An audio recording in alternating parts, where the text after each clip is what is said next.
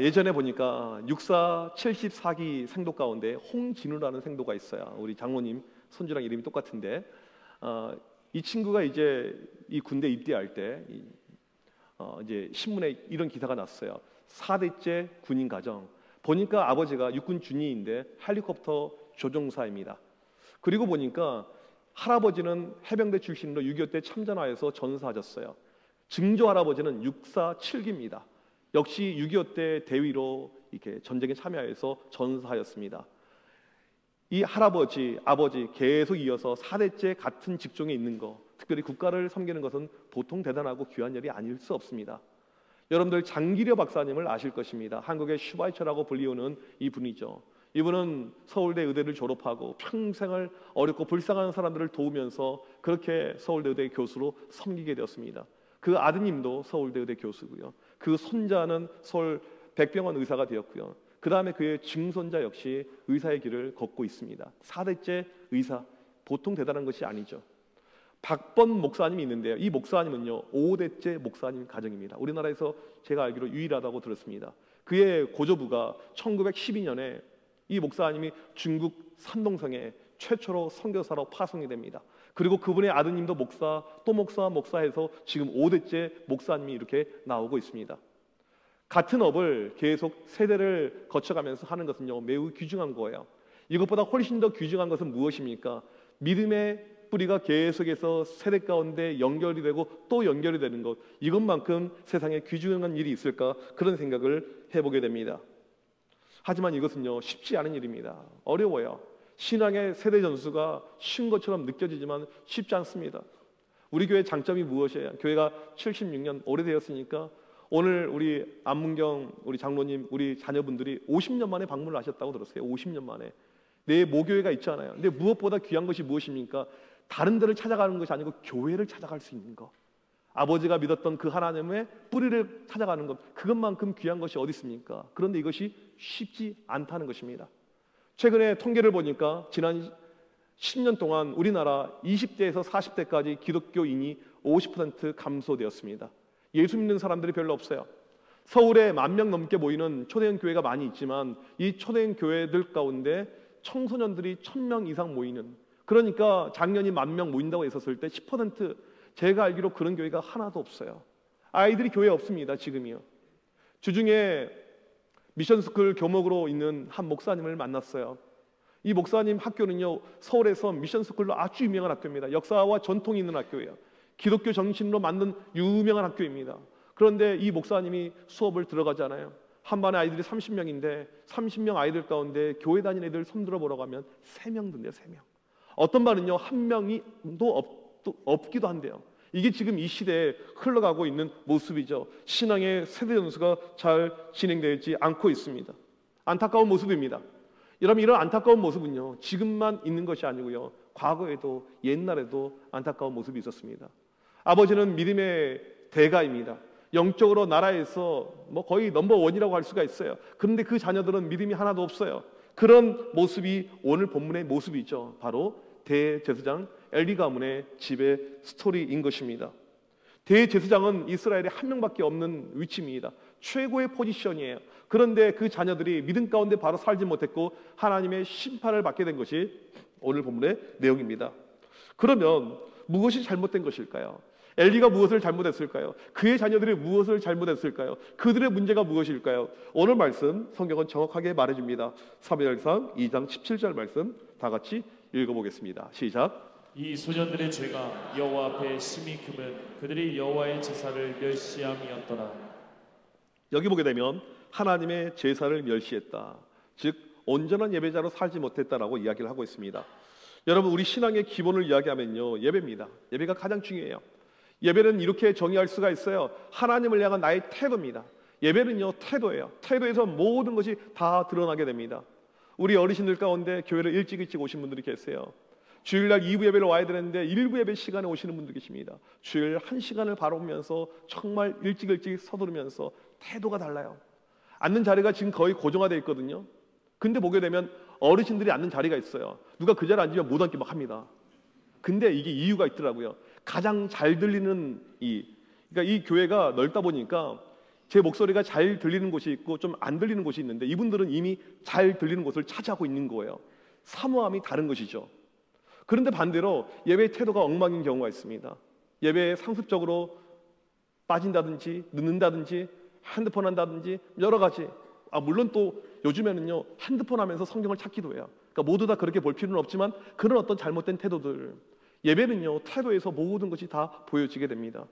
이 사진을 보시게 되면 중학교 이 학생이 예배 시간에 화장하면서 거울을 보고 있는 모습입니다. 여러분, 이 한 번의 태도 어떻게 이제 이게 화면에 잡히게 되었어요. 그런데 이 아이가 어떻게 됐냐면요, 조금 더 커 나가면서, 이게 중학교 1학년 때의 모습인데 커 나가면서 교회를 듬성듬성 하더라고요. 빠지더라고요. 시험 기간 되면 어김없이 학원에 가요. 교회를 안 나와요. 그리고 나서는 지금 이제 20대가 된다 하면은 교회를 떠났고요. 벌써 이 나이가 제가 정확하게는 모르겠지만 못해도 20대 중반 되었을 거예요. 교회에서 영영 멀어져 버렸습니다. 예배는 태도예요. 어렸을 때 그 예배의 태도를 보게 되면요 평생 신앙을 볼 수가 있습니다. 한 번의 예배지만요 이 예배를요 우리가 사소하게 그렇게 볼 수가 없다는 것입니다. 엘리 아들들은요 예배가 엉망이었습니다. 예배에 대한 문제가 그들의 죄목이었어요. 엘리가 누굽니까? 대제사장이에요. 이스라엘에서 영적으로 가장 높은 권위자입니다. 그런데 그들의 자녀들은 모태신앙으로서 예배를 가볍게 여겼어요. 모태신앙의 단점이 있어요. 교회가 너무 편해요. 교회가 조금 쉬워 보여요. 그러니까 이 친구들이 처음에는 아버지의 힘을 빌려서 사람들이 하나님께 드려지는 그 짐승들 있잖아요. 그것들을 조금씩 먹고 훔쳐갔어요. 그러다가 이것이 상습화된 거죠. 요즘으로 말하면 교회 헌금에 손을 댔어요. 그러다가 이게 상습범이 된 거예요.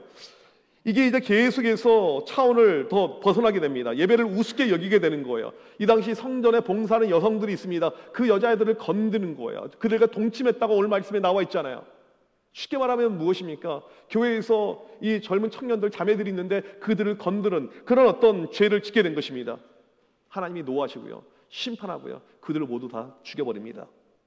엘리의 아들들은 신앙에서 참 문제가 많았습니다. 엉망이었어요. 그런데 오늘 말씀에서는요 엘리 자녀들에 대해서 이야기하는 것이 아니고 엘리에 대해서 이야기를 하고 있습니다. 엘리에게 그 모든 죄를 지금 이야기를 하고 있어요. 네가 잘못했다라고 이야기합니다. 오늘 설교를 듣는 대부분 우리 성도님들이 부모이실 것입니다. 부모로서 우리가 잘못할 때가 있죠. 늘 어떻게 바로 서겠습니까? 이 엘리의 모습을 보면서 우리의 자화상이 돼야 돼요. 우리의 모습은 어떠할까? 오늘 이 엘리가 실패한 세 가지가 나오거든요. 그 실패가 우리의 실패가 될 수가 있기 때문에 그 모습을 바라보면서 우리는 실패로 가지 않길 간절히 소망합니다. 엘리의 실패가 무엇일까요? 첫 번째, 자녀의 영광에 집중했다라고 성경은 말씀해 주고 있습니다. 29절 보니까 내 아들들을 나보다 더 중히 여겨, 이것이 가장 큰 잘못입니다. 중히 여겨 히브리어로 카바드라는 단어예요. 무겁게 여기다, 존귀하게 여기다, 영광스럽게 여기다. 여기서 파생된 히브리어 단어가 카보드, 영광이에요. 카보드는요 대부분의 영내가 하나님을 향한 것입니다. 영광은 하나님의 거예요. 모든 영광은 하나님이 받으셔야 되는데 보니까 어떻게 됩니까? 자녀들을 영광에 집중한 나머지 하나님보다 위로 가버렸어요. 이것을 쉽게 우리식으로 이야기하면요 자녀에 올인했다라고 이야기할 수가 있습니다. 이 땅의 모든 부모들은요 자녀가 잘 되길 원합니다. 저 역시 마찬가지예요. 애들이 망하기를 원하는 부모가 어디 있겠습니까? 우린 자녀의 엄청난 노력을 많이 하죠. 나는 힘들고 어렵더라도 자녀 교육, 자녀 뒷바라지 얼마나 많이 열심히 헌신을 다하면서 우리가 양육하고 있는지 모릅니다. 그런 가운데 자녀가 잘 됐어요. 우리 자녀가 예를 들면 우리 아들이 서울대 합격했습니다. 집사님, 우리 아들이 서울대 합격했어요. 또 여기서는 집사님, 우리 딸이 이번에 의대 합격하게 되었어요. 또 저쪽에서는 우리 손주가 이번에 수능 만점 맞았어요. 전혀 지금 반응이 없어요. 우리랑 너무 거리가 먼 이야기를 제가 지금 하고 있어서 그냥 인서울 정도 이야기를 해야 되는데 너무 제가 허황된 이야기를 하는 것 같잖아요. 이제 이런 자랑은요 해야 돼요. 하십시오. 마음껏 하세요.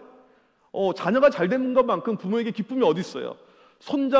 이 손녀들이 잘 된 것만큼 할아버지 할머니의 기쁨이 어디 있습니까? 교회에서 마음껏 자랑하세요. 자랑하는 것은 문제가 아니에요. 이건 죄가 아닙니다. 괜찮아요. 하나님도 그렇게 하라고 우리에게 말씀하셨어요. 근데 문제는 무엇이냐면요 그 순간 자녀를 향한 그 영광이 하나님보다 위로 가버리게 되면요 이게 문제가 된다는 것입니다. 말로는 하나님이 하셨어요, 하나님의 은혜라고 이야기하면서 속으로는 내가 얼마나 고생했는데, 내가 얼마나 힘들었는데, 우리 애가 얼마나 밤잠을 안 자면서 공부했는데, 그런 마음들, 이것이 바로 우리의 영광, 자녀의 영광이라는 것입니다. 결국 중요한 것은요, 위치의 문제예요. 자녀의 위치가 하나님보다 먼저 앞에 가 있잖아요. 그것을 가리켜서 성경은 뭐라고 이야기합니까? 우상이라고 이야기를 합니다. 십계명 설교 기억하시죠? 벌써 까먹지 않으셨죠? 까먹으면 다시 할 수 있어요. 여러분 혹시 십계명 설교를 듣는 가운데 다른 설교를 들어서 이게 설교가 좀 약간 충돌이 발생할 수도 있습니다. 다른 설교 듣지를 마세요. 도움이 안 됩니다. 십계명 보게 되면 제2계명 우상을 숭배하지 말라라고 이야기합니다. 아주 중요한 계명이에요. 근데 여기서 끝나는 것이 아니고 10번째 계명에서 다시 한번 탐심을 이야기합니다. 이것도 우상이죠. 한 번도 아니고 두 번에 걸쳐서 이 우상을 계속해서 강조하는 것이 십계명의 내용이에요. 그러면 넘버원 우상이 무엇입니까? 이 시대의 우상은요, 자녀예요. 많은 사람들이 자녀를 우상으로 지금 섬기고 있습니다. 그래서 자녀에게 올인해요. 여러분, 우리의 올인의 대상은요, 예수 그리스도 한 분인 것을 믿으시길 바랍니다. 자녀가 아니에요.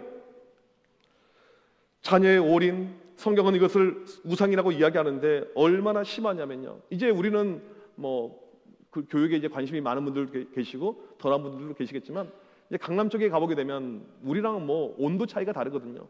강남에 있는 큰 어떤 대형 교회에서 이 수험생 기도회를 하는데 현수막이 걸려 있어요. 애들아 열심히 공부해라, 엄마는 기도한다. 이게 현수막의 내용이었어요. 이게 무엇을 의미한 줄 아십니까? 너희는 신앙보다 공부만 하면 돼, 내가 기도는 다 할게. 이게 그들의 마인드였어요. 이것을 가리켜서요, 불신앙이라고 이야기하고요, 우상 숭배라고 이야기합니다. 어떤 권사님은요, 이것이 기도 제목이었어요. 기도 제목을 나누는데, 우리 자녀가, 우리 딸이 이번에 스카이에 들어갈 수 있으면, 명문대에 갈 수 있으면 저는 지옥에 가도 상관이 없어요. 여러분, 불신앙이 얼마나 무서운 줄 아십니까? 사람이요, 마음 하나 까딱하지 않으면서, 눈 하나 깜빡하지 않으면서 이것을 이야기를 할 수 있다는 것입니다. 이게 바로 자녀의 영광입니다. 오늘 말씀 30절 후반을 보게 되면요, 이렇게 나와 있어요. 나를 존중히 여기는 자를 내가 존중히 여기고 나를 멸시하는 자를 내가 경멸하리라. 여기서 존중히 여기다, 이것이 아까 29절에서 나왔던 중히 여기다, 카바드라는 단어입니다. 무슨 말입니까? 너희가 나를 영광스럽게 할 때, 나를 가치 있게 할 때 내가 바로 그 사람을 영광스럽게 만들어주겠다. 너희 자녀들을 영광스럽게 하는 것이 아니고 너의 삶의 우선순위가 바로 나 하나님이었을 때 내가 그렇게 너희에게 그 영광을 주겠다라는 하나님의 약속입니다. 반대로 그렇게 가지 않았었을 때 너와 너의 자손들 가운데 경멸이 있을 것이다, 심판이 있을 거라고 이야기합니다. 그것이 바로 엘리 가문의 모습입니다. 엘리가 왜 망했습니까? 자녀가 너무 귀한 거예요. 너무 소중한 것입니다. 거기에 올인했어요. 모든 것을 다 투자했습니다. 자녀의 영광이었어요. 오늘 하나님은요, 너희가 나를 가장 귀하게 여길 때 너희가 가장 귀하게 여기는 것을 내가 가장 귀하게 여겨주겠다라고 말씀을 하고 있는 것입니다. 아브라함 보게 되면 믿음의 조상이라고 하죠. 성경에서 가장 큰 칭찬을 받은 것이 아브라함입니다. 그의 가장 큰 특징이 어디인 줄 아십니까? 100세에 낳은 하나밖에 없는 귀한 아들 하나님께서 바치라고 합니다. 아브라함의 결단을 보게 되면요, 오늘 그 명령을 받고요, 내일 아침 새벽에 바로 출발해요. 바치기 위해서. 이것이 아브라함의 믿음이었습니다. 여러분, 우리에게 필요한 것은요, 자녀에게 올이라는 것이 아니고요, 자녀를 하나님께 드릴 수 있어야 돼요. 이것이 바로 우리에게 필요한 믿음이죠. 자녀를 하나님을 위해서 포기할 줄 알 때 그때 하나님의 영광이 나타난다는 것입니다. 두 번째로 엘리의 실패예요. 자녀에게 복음을 심어주지 않았기 때문에 그렇습니다. 여러분, 신앙의 세대 전수는요, 쉽지 않아요. 다시 한번 말씀드리지만 신앙의 세대 전수는요, 쉬운 것이 아닙니다. 쉽게 생각하면 오산이에요. 사탄이 가지고 있는 노림수가 무엇이냐면요, 우리 가운데 쉽게 마음을 주는 거예요. 그냥 아이들이 교회 나오면 그걸로 오케이라고 우리는 생각할 수가 있습니다. 사탄이 원하는 것은 무엇이냐면 교회 다니는 것까지는 오케이예요. 하지만 그들 가운데 복음을 체험하지 못하도록 하는 것이 사탄의 최고의 전술 전략입니다. 떠나게 하는 거죠. 제가 어렸을 때 하루는, 요즘도 그 잡지가 있는지 모르겠지만 신앙계라는 순복음에서 나온 잡지를 이렇게 보게 되었습니다. 거기에 누가 기사에 나왔냐면 프로야구 한 선수가 나왔어요. 해태 타이거즈 4번 타자 이호성, 이 기사가 떴습니다. 읽어보니까 그의 부모님의 신앙이 보통 신앙이 아니에요. 우리 아들을 믿음으로 키웠다는 거예요. 그래서 이 젊은 친구가 국내 최고의 팀의 간판 타자가 되었다고 부모님의 신앙 간증과 고백이 쫙 나와 있었습니다. 얼마나 이게 은혜가 됐는지 몰라요. 시간이 흘렀어요. 세월이 많이 지나갔습니다. 부모님이 돌아가셨어요. 이호성이 어떻게 되었냐면 조폭과 같이 사업을 해요. 연루가 돼요. 사채를 씁니다. 내연녀가 있어요. 돈 문제로 계속 옥신각신하다가 결국에 내연녀를 죽여요. 살해합니다. 그 집의 딸들까지 다 죽여요. 그리고 본인은요 한강가리에 떨어져 자살로 끝나게 됩니다. 제가 볼 때 이 사람은요 믿음 없었던 사람이에요. 우리가 생각할 때 믿음, 우리는 교회 출석하면 믿음이라고 생각해요. 내가 교회 품고 다니면 믿음이라고 생각하는데 여러분 그렇게 믿음을 쉽게 생각해서는 안 된다는 사실입니다. 자녀들이 어렸을 때 복음을 체험하지 못하면요 성장하면서 성인이 되면서 교회를 떠날 확률이 높아지게 된다는 사실입니다. 요즘 서울에 있는 미션스쿨 보니까요 아이들 전교를 표시하는데 아까도 이야기했듯이 기독교가 별로 없어요. 개신교가 별로 없습니다. 근데 놀랍게도 부모 종교는 개신교가 많아요. 아이들은 무교라고 표시를 한다고 이야기합니다. 왜 그럴까요? 이게 사탄의 전략이에요. 어렸을 때 초등학교 때는 교회를 와요. 오게 합니다. 뭐 괜찮아요. 그 다음부터 이 아이들이 교회를 떠나죠. 왜요? 복음을 체험하지 못했기 때문에. 엘리 자녀들은 요즘으로 말하면 대형교회 목사님의 아들이에요. 교회를 치면 열심히 교회 프로그램 했어요. 어와나도 하고 교회에서 뭐 제자 훈련도 받고 열심히 했던 것처럼 느껴졌지만 그들에게 뭐가 없었습니까? 복음을 체험하지 못한 거예요. 복음을 체험하지 못한 자녀들, 하나님이 없었던 자녀들이죠. 자녀들 마음속에 예수 그리스도의 복음이 들어가는 것은요 쉬운 일이 아닙니다. 매우 어려워요. 이것이 가능하려면요 어렸을 때도 자녀들에게 끊임없이 하나님이 우선순위라는 것을 가르쳐 줘야 돼요. 신앙은요 아이들이 본대로 배우게 됩니다. 집에서 본대로 배우게 돼요. 부모의 언행, 부모의 말투, 부모가 교회에 대해서 하는 이야기, 부모가 목사에 대해서 하는 이야기, 이것을 아이들이 다 배우게 돼요. 그리고 그대로 반응하게 됩니다. 애들에게 집에서 영어 수학이 중요한 것이 아니고 하나님이 중요해. 너 대학 잘 가는 것이 중요한 것이 아니고 하나님이 가장 중요해. 계속해서 끊임없이 이야기하고 또 이야기하면요 이것이 아이들 가운데 박히게 돼요. 내가 하나님 중심으로 살아야겠다. 근데 우리는 거꾸로 갑니다. 교회에서는 하나님이라고 이야기하지만 집에 가보게 되면 부모님이 야 이 멍청한 놈아 공부를 잘해야지, 대학을 가야지, 너 나중에 뭐 먹고 살 거야. 아이들이 이제 판단하는 것이죠. 믿음은, 신앙은 나에게 별로 중요한 것이 아니구나. 우리가 착각하는 것 중에 하나가 무엇입니까? 보통 신앙은 교회 복지라고 생각을 해요. 물론 교회가 매우 중요하죠. 교회는 우리 자녀들을 영적으로 묶어주는 테두리 역할을 합니다. 자녀들을 영적으로 인도하는, 리딩하는 그 역할을 합니다. 아이들 신앙에 가이드를 주는 것이 교회예요. 그런데 이 교회는요 일주일 168시간 중에 1시간입니다. 나머지 시간은요 부모님 몫이에요. 교회에서 이렇게 메시지를 주면요 이걸 가지고 가정에서 부모님들이 자녀들을 신앙으로 인도하는 것, 이끄는 것, 이것이 정말 중요하다는 것입니다. 하나님께서 우리에게 복음을 주셨습니다. 하나님이 우리에게 자녀들을 주셨어요. 그렇다면 부모의 사명이 무엇입니까? 내가 받은 복음을요 자녀들에게 나누는 거예요. 내가 체험한 복음을요 자녀들에게 주는 것입니다. 함께 영적인 활동을 해야 돼요. 여러분 우리 자녀들 신앙으로 복음으로 인도하기 위해서 필요한 것은요 함께 하는 것입니다. 그냥 너희들 교회가 예배드려 이것이 아니고 함께 해야 돼요. 이것만큼 중요한 것이 없습니다. 자녀들이 보고 배운 대로 잘한다고 이야기했잖아요. 엄마의 기도하는 모습을 보고 아빠의 찬양하는 모습을 보고 이 아이들이 믿음 가운데 가는 거예요. 교회가 아니고 가정에서 어떠한 믿음의 모습을 보여주고 있는가 우리는 스스로에게 자문자답해 봐야 돼요. 이것이 없다면요 우리 아이들은요 이 비신앙으로 갈 확률이 상당히 높아질 수 있다는 사실입니다. 끊임없이 보여주고 또 보여주는 그 모습이요.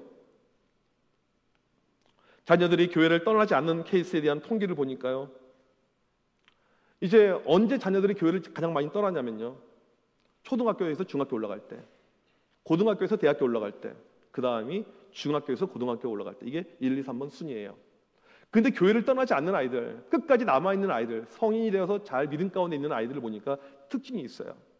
부모랑 함께 예배 드린 경험이 많았던 아이들이에요. 무슨 말이냐면 오늘 이 시간 여기에는 아이들이 없어요. 우리만 예배 드리잖아요. 아이들은 밑에서 교육부서 예배를 드리고 있습니다. 이런 주일날 예배 시간 말고 엑스트라로 더 많은 시간이 할애가 되는 거예요. 예를 들면 수요 성령 집회 때 함께 와서 예배를 드리는 거예요. 새벽 때 함께 와서 같이 예배를 드리는 거예요. 그런 경험이 많은 아이들이면 일수록 교회를 떠나지 않는다는 통계의 데이터가 이렇게 나와 있습니다. 저는 우리 아이들 학원을 조금 줄여서라도 공부는 열심히 해야겠지만 이 수요 성경 집회 이럴 때 부모님과 함께 와서 기도하고 믿음을 배우고 영적으로 자라나는 그런 놀라운 역사가 있기를 간절히 소망합니다. 세 번째로 보게 되면 어떤 실패였을까요? 내가 믿음으로 바로 살지 못했기 때문이라는 것입니다. 엘리의 영적인 포지션은요, 이스라엘 넘버 원이었습니다. 그런데 영적으로 문제가 있었어요. 단적인 예가 무엇입니까? 어린 사무엘은 하나님의 음성을 듣고 있는데 이 대제사장 엘리는요, 하나님의 음성을 듣지 못해요. 대제사장이 하나님과 단절이 되어져 있습니다. 사무엘상 3장 2절에 보게 되면 엘리의 눈이 점점 어두워가서 잘 보지 못하는 그때라고 나옵니다. 학자들은 이 표현이 엘리의 영적인 상태라고 이야기를 해요. 그냥 나이가 들어서 앞이 안 보이는 것이 아니고 그의 영적인 상태를 성경의 저자가 이야기하고 있다는 것입니다. 왜 우리 자녀들이 믿음 가운데 바로 서지 못하는가? 넘버원 이유는요, 바로 부모의 문제입니다. 우리의 믿음이 약해서, 우리의 믿음이 연약해서 이것이죠. 여러분, 비행기를 탈 때 보게 되면요, 비행기 타기 전에 이 승무원들이 여러 가지 응급 상황에 대해서 설명을 해줍니다. 그 중에 하나가 이제 비행기가 정말 이 이머전시 상황이 발생하게 되면 위에서 산소 마스크가 이렇게 내려오게 돼요. 내가 타고 있고 옆에 아이가 타고 있습니다. 산소 마스크가 내려왔었을 때 누구에게 먼저 이것을 마스크를 줘야 될까요? 엄마일까요? 아이일까요? 엄마가 먼저 써야 됩니다. 엄마가 먼저 써야지 아이를 살릴 수가 있어요. 아이에게 먼저 쓰여주면 둘 다 죽게 되는 것이죠. 영적인 원리도 마찬가지입니다. 부모가 먼저 영적으로 깨어 있어야지 자녀가 영적으로 살 수가 있다는 것입니다. 그렇다면 내 믿음과 내 신앙을 어떻게 확인할 수 있을까? 일주일 우리가 보내는 시간을 보면 대략적으로 알 수가 있습니다. 퀴즈를 하나 낼게요. 너무 긴장하지 마세요. 10개명은 아니에요. 쉬운 거. 축구 선수 손흥민 선수를 아시죠? 여러분, 이 손흥민 선수가 일주일 가장 많은 시간을 어디에 보낼까요? 객관식으로 드릴게요. 1번 카페 가는데, 2번 산책하는데, 3번 연애하는데, 4번 축구 하는데. 몇 번일까요? 그렇죠? 당연히 4번이죠. 근데 여러분들 좀 이해가 안 되는 것은요, 손흥민 선수는요, 축구를 잘해요. 제가 일주일 동안 연습하고 그 친구가 일주일 동안 쉬고 축구를 해요. 누가 더 잘할까요? 이거 뭐 말도 안 되는 소리죠. 축구를 그렇게 잘함에도 불구하고 끊임없이 축구 연습에 대한 루틴을 가지고 매일 연습합니다. 매일 트레이닝이 있어요. 우리나라 야구 선수 가운데 아시아 홈런 신기록을 세운 이승엽이 있습니다. 예전에 TV 나와서 이승엽의 선배가 되는 양준혁이 그렇게 이야기하더라고요. 이승엽은 보통 친구가 아니라고. 저는 타고난 그냥 슬러건 줄 알았어요. 근데 그것이 아니고 슬럼프가 오게 되면, 조금 공이 안 맞게 되면, 야구 경기가 보통 밤 10시에 끝나는데 바로 그 시간에 대구에서 경산에 있는 연습장에 가서 새벽까지 계속 공을 친다는 거예요. 여러분, 대가는요 그냥 만들어지지 않습니다. 남들이 쉴 때 더 많이 훈련하고 더 많이 연습하고, 여러분 영적인 것도 마찬가지예요. 믿음은요 그냥 만들어지지 않습니다. 끊임없이 노력하고 훈련하고, 영적인데 내가 시간을 보내고 또 투자할 때 그때 믿음이 만들어진다는 사실이 있죠. 지금 나에게 있는 시간을 어떻게 보내고 있는가? 우리는 고민해 봐야 돼요. 나에게 있는 여가 시간을 내가 어떻게 보내고 있는가? 그 시간 가운데 영적인 시간이 얼마나 들어가 있는가? 우리는 스스로에게 물어봐야 됩니다. 그냥 6일 동안 세상에서 똑같이 살다가 주일만 교회 오는 썬데이 크리스찬이 아닌가? 스스로에게 고민해 봐야 돼요. 혹시라도 여러분 자녀들 아직까지도 어려운 일로 인해서 마음이 힘들잖아요. 아이들의 문제가 풀리지 않으면 부모는 얼마나 속상합니까? 그런 가운데 그 슬프고 힘든 마음을 달래기 위해서 집에서 훌쩍훌쩍 맥주캔을 까고 있지는 않습니까? 아니면 이 힘든 것을 카톡을 한다든지 전화하면서 친한 분하고 연락을 하고 있지 않습니까? 카페에 만나서 내 힘든 것을 토로하고 같이 식사하면서 그 문제에 대해서 상의하고 이야기하는 것, 이것이 혹시 전부가 아니냐고요. 여러분, 그때는 조금 마음의 위안이 되는 것처럼 느껴지지만 문제 해결이 되지 않죠. 내가 믿음을 가지고 먼저 발버둥을 쳐야 됩니다. 내 신앙을 위해서, 내 믿음을 위해서 내가 먼저 영적으로 살아야지 자녀들이 살 수가 있는 것입니다. 여러분 기억해야 됩니다. 엄마가 먼저 살아야 돼요. 아빠가 먼저 살아야 돼요. 할아버지, 할머니가 먼저 살아야 됩니다. 그래야지 우리 자녀들이 살 수가 있어요. 이 사진은요, 제가 전에도 설교 시간에 보여드렸던 사진이에요. 6.25 직후 일본 기자가 찍은 사진입니다. 청계천에 있는 한 교회 모습이에요. 여러분 사진을 딱 보세요. 잘 살아 보입니까? 뭐가 좋아 보입니까? 아이 한 명은 업고 왔죠. 한 명은 지금 카메라맨을 바라보고 있어요. 이 아주머니 나이가 몇 살 되겠습니까? 제가 볼 때 많이 잡아봤자 30대 초반이에요.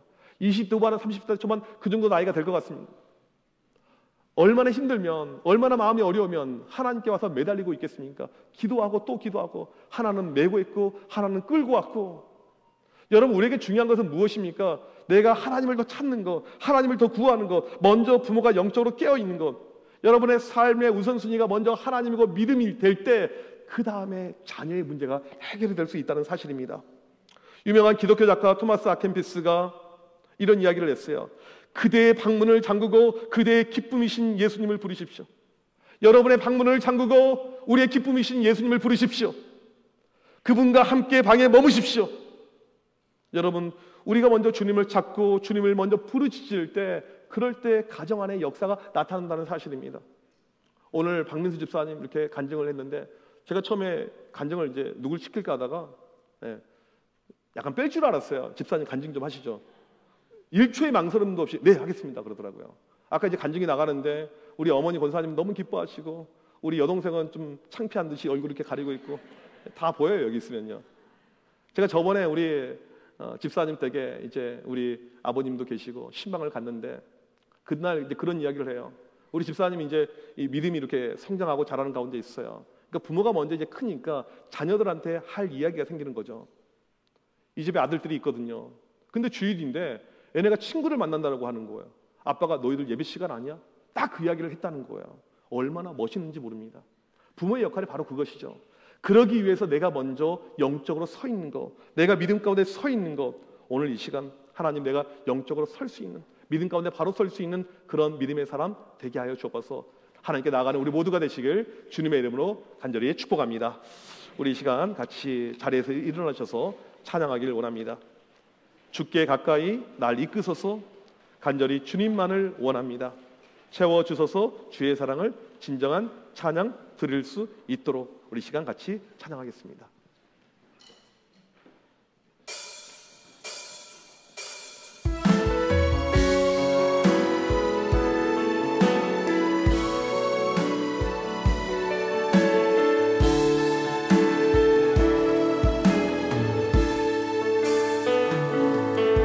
주께 가까이 날 이끄소서, 간절히 주님만을 원합니다. 채워주소서, 주의 사랑을 진정한 찬양 드릴 수 있도록. 주께 가까이, 주께 가까이 날 이끄소서, 간절히 주님만을 원합니다. 채워주소서, 주의 사랑을 진정한 찬양 드릴 수 있도록. 목마른 나의 영혼, 목마른 나의 영혼 주를 부르리. 나의 맘 만져 주소서. 주님만을 원합니다. 더 원합니다. 나의 맘 만져 주소서. 주께 가까이, 주께 가까이 날 이끄소서, 간절히 주님만을 원합니다. 채워주소서, 주의 사랑을 진정한 찬양 드릴 수 있도록. 목마른 나의 영혼, 목마른 나의 영혼 주를 부르리. 나의 맘 만져 주소서.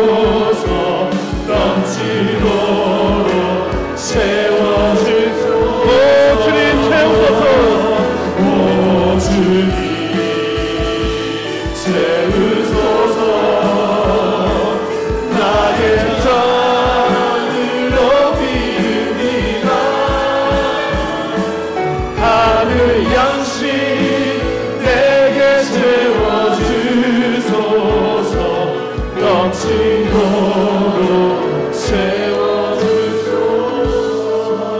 세워주소서. 우리 이 시간 합심하여 기도할 때 하나님 우리 가정 안에 엘리 가정과 같은 이런 일이 결코 일어나지 않도록 인도하여 주셔서 자녀에게 올인하고 자녀에게만 집중하는 것이 아니고 하나님께 올인하는 우리 가정 되게 하여 주셔서 자녀들에게 마땅히 행할 바 예수 그리스도의 복음을 전수하게 하여 주셔서 내가 부모로서 내가 조부모로서 먼저 믿음 가운데 바로 서게 하여 주십시고 삶의 우선순위가 오직 주님 한 분 될 수 있도록 역사하여 주셔서 우리 시간 주여 한번 외치고 같이 우리 기도합니다.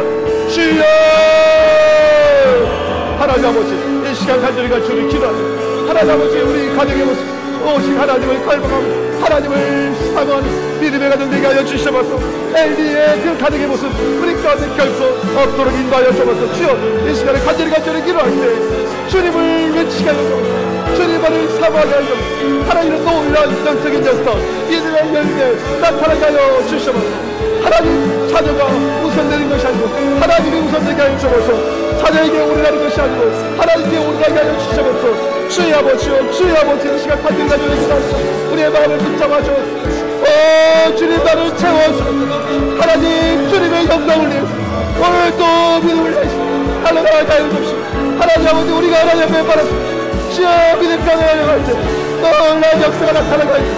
가정들 가운데 변의 역사 가정들 가운데 놀라운 하나님의 역사 가정들 가운데 하나님의 기도 보시는 친구들이 믿음을 믿음의 세계의 전수가 하나님의 기쁨되고 영광되며 자랑되며 열리가 될 수 있는 주여 이 시간에 간절히 기도합니다. 하나님 역사하여 주옵소서. 하나님이라여 주옵소서. 오직 믿음으로 나가며 믿음으로 승리하며 하나님 오늘 믿음을 가지게 하옵소서. 주여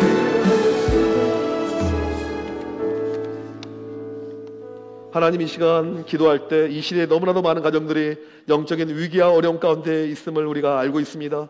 엘리의 가문의 모습이 우리 도처에 얼마나 많이 있는지 모릅니다. 이 시간 간절히 기도할 때 우리의 중심이 자녀의 성공과 자녀의 인생의 올인에 맞춰져 있는 것이 아니고 하나님의 영광에 맞춰지게 하여 주셔서 자녀들에게 끊임없이 예수 그리스도의 십자가의 복음을 가르치게 하여 주셔서 내가 먼저 영적으로 살아있게 하여 주셔서 주님을 찾고 또 찾고 부르짖고 또 부르짖는 수 있는 영적으로 바로 설 수 있는 우리 모두가 되게 하여 주셔서 지금은 우리 주 예수 그리스도의 크신 은혜와 하나님 아버지의 무한하신 사랑하심과 성령님의 이로 교통하심이 오늘 또 하나님 앞에 바로 서며 오직 하나님께 올인하며 하나님의 영광을 바라보며 나가기를 원하는 주의 모든 백성들 머리머리 위에 지금부터 영원토록 함께 있을지어다. 아멘.